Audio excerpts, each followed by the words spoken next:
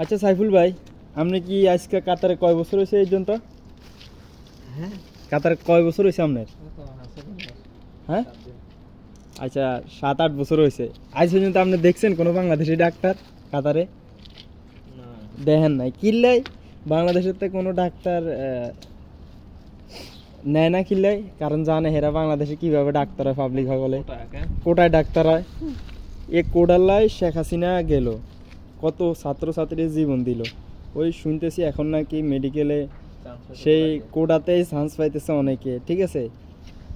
আবার এটা হচ্ছে স্বাস্থ্য খাত, এখানে ধরেন এমন একজনরে আপনি কোডাতে চাকরি দিয়ে দিলেন অথবা চান্স পাইলো সে ডাক্তারিতে, আপনার হচ্ছে ফ্যাটে ব্যথা, পরে আপনারে নি দিব কির ব্যথা আপনার, পরে দেখবেন যে মেশিন কাটিয়ে লাইছে।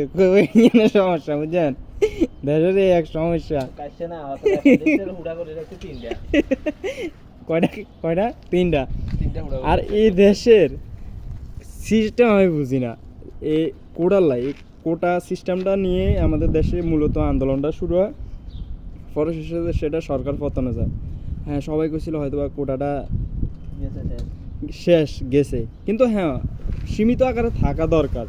সেটা কিন্তু মেডিকেল সেকশনে না, কেননা এই যদি আপনি মেডিকেল সেকশনে কোটাটা রাখেন হয়তো বা কী হবে, এই ধরেন আমি আমি আমার দন্নে বুঝাই, আমি ধরেন পড়ালেখাতে একদম কাঁচা ছিলাম বুঝছেন। যদি আমার দাদা যদি মুক্তিযোদ্ধা থাকতো, যদি ওই মুক্তিযোদ্ধা অথবা অন্যান্য কোনো কোটাতে যদি আমি মেডিকেলে চান্স পাইতাম, তো আমি কী করতাম, ডাক্তারিতে চান্স পাওয়ার পর আমি কী করতাম, এই কুম্বার শাক কাটন ছাড়া আমার কোনো উপায় আছে এমন?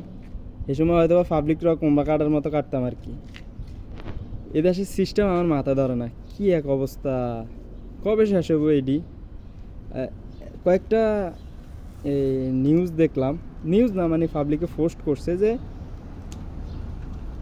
75% ফার্স্ট মার্ক পাওয়ার পরও সে চান্স পায় না, কিন্তু 40% পাওয়ার পরে সে কোটাতে চান্স পাই গেছে। এটা কোনো কথা কন ভাই? খেয়াল রাখেন অদূর ভবিষ্যতে দেখবেন ওই ডাক্তারগুলোর কাছে গেলে দেখবেন মানুষের কব ফ্যাটে ব্যথা লই যাইলে কব যে কিডনি নষ্ট হয়ে গেছে, কিডনির ব্যথা লই যাইলে কব আপনার মেশিন নষ্ট হয়ে গেছে, আর মেশিনে হালাই দিবেন, আর আপনার ট্রান্সজেন্ডার বানা হালাইব, বুঝছেন নি?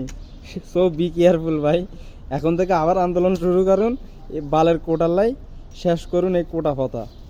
মাসালাম।